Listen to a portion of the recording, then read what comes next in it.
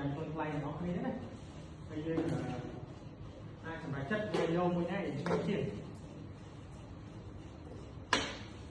តែនេះខាងក្រៅណាបញ្ជាក់របស់គ្នា Sprite បញ្ជាក់ពុជមែន Sparkling 50ពុជមែនមួយចំណិតដាក់ចូលតបមកចាក់ TV របស់យើង40 ml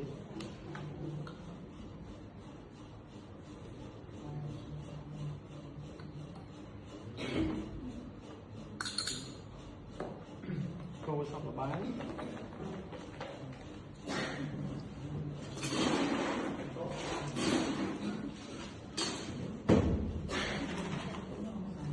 ថប់អាប់សូដាទៅលើ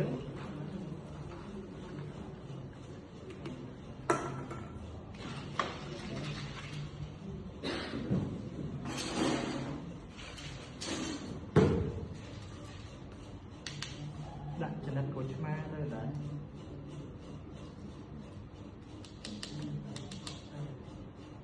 បើយើងមាន lemon យើងដាក់ lemon វាទៅល្អតែថ្លៃតែវាក៏អូររសជាតិថ្លៃចឹង